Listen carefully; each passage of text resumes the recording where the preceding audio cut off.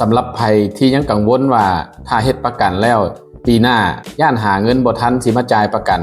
วิธีทางออกมีหลายวิธีในการจ่ายประกันปีต่อไปอันที่1คืออยู่ในสัญญาบริษัทประกันมีระยะผ่อนผันให้31วันหมายความว่าอยู่ในระยะผ่อนผัน31วันนับจากวันที่กำหนดจ่ายแต่ลูกค้ายังบ่ทันได้จ่ายบริษัทยังมีนโยบายขยายเวลาคุ้มครองให้อีก31วัน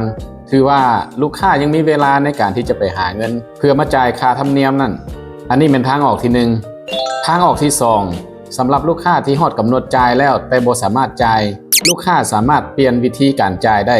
ตัวอย่างผ่านมาลูกค้าจ่ายหลายปีแล้วมาฮอดมื้อกำหนดแต่ลูกค้าหาเงินบ่ทวงทันลูกค้าสามารถเปลี่ยนวิธีการจ่ายโดยการแบ่งจ่ายเป็นราย6เดือนหรือเป็นราย3เดือนหรือลูกค้าสามารถเปลี่ยนการจ่ายเป็นรายเดือนก็ได้อันนี้คือวิธีทางออกแล้วบัดนี้ฮอดกำหนดจ่ายในปีต่อไปอีกสมมุติว่าจากการจ่ายราย6เดือน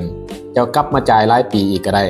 หรือลูกค้าจ่ายผ่านมาเป็นรายเดือนปีต่อไปมีความสามารถในการจ่ายเป็นรายปีหรืออยากจ่ายเป็นราย6เดือนลูกค้าก็สามารถเปลี่ยนแปลงได้บัดนี้ในกรณีว่าหากมันกายระยะผ่อนผันที่บริษัทผ่อนผันให้31มื้อได้สิเฮ็ดแนวใดถ้ากายระยะผ่อนผันไปบ่เกิน90มื้อลูกค้ายังสามารถกลับมาจ่ายย้อนหลังให้สัญญากลับคืนสู่ปกติได้แต่ถ้าหากว่ากาย90มื้อไปเด้ถ้าสัญญายังบ่เกิน5ปีลูกค้ายังสามารถกลับมาจ่ายย้อนหลังได้แต่ลูกค้าต้องได้ตรวจสุขภาพก่อนถ้าหากสุขภาพอยู่ในเงื่อนไขที่ประกันสามารถรับได้ก็ถือว่าลูกค้าสามารถต่อสัญญาได้แต่กรณีกวดสุขภาพแล้วผลกวดออกมาบริษัทบ่สามารถรับประกันได้ลูกค้าอาจจะบ่สามารถต่อประกันได้เพราะฉะนั้นการต่อสัญญาของประกันนี่อยากให้อยู่ในเงื่อนไขที่ประกันยังคุ้มครองหั่นจะดีกว่า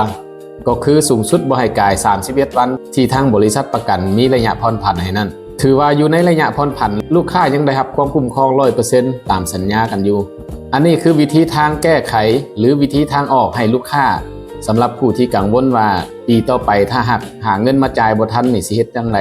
สัญญาสิถูกลบล้างบ่สัญญาสิโมฆะบ่ลูกค้ายังมีหลายทางออกยังมีหลายทางเลือกในการจ่ายค่าธรรมเนียมปีต่อไปเนาะถ้าหากท่านใดเนาะมีความสนใจ